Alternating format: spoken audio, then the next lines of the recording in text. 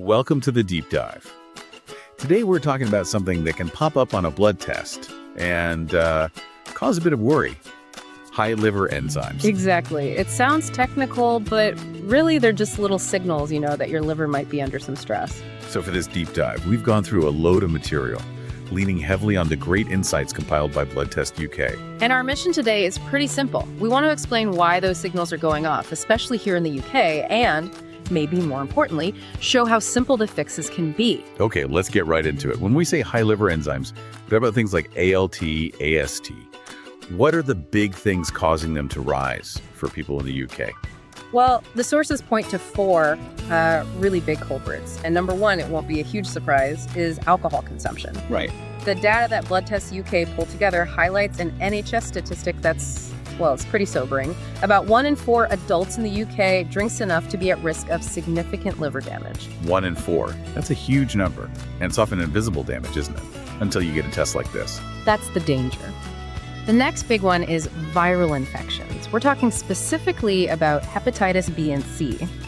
Public Health England data shows that while we have good programs, testing is still so important for anyone in an at-risk group because these infections cause that chronic inflammation. And I have to assume with modern lifestyles, that weight is a big piece of the puzzle. Oh, absolutely. The rise in obesity is directly linked to something called non-alcoholic fatty liver disease. Basically, fat builds up, causes inflammation, and those enzymes they shoot up. And the last one? Drug-induced injury.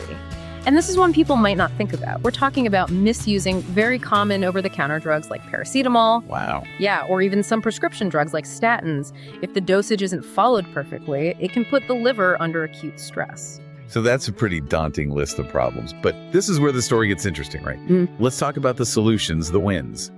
How reversible is this? This is the best part. The liver is incredibly resilient. The key insight from the Blood Test UK data is that small, consistent lifestyle changes can bring those enzyme levels right back down. Okay, so let's start with what's on our plate, diet. What works? A Mediterranean-style diet, it's not about restriction. It's about adding in things like whole grains, fruits, vegetables, and, healthy fats from things like olive oil. So you're fighting the inflammation directly with food. Exactly. And you can see enzyme levels drop often within just a few weeks. It's that powerful. And what about movement? How important is just getting up and walking?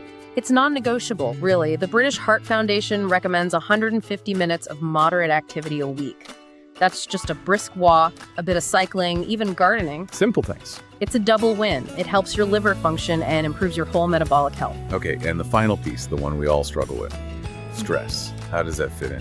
Think of chronic stress as redlining an engine. It just wears everything out, and your liver is forced to work overtime. So what's the benefit of managing? When you use mindfulness, maybe some deep breathing exercises, you're basically letting the organ cool down. You're giving it a break, a chance to recalibrate. It's crucial. Which all leads back to the benefit of monitoring, of checking in. Precisely. Using NHS services for regular checkups is so important. It gives you the proof that what you're doing is working. It shows you that reversal is happening. So the main takeaway is really clear. Your liver faces a lot of challenges, but it can bounce back.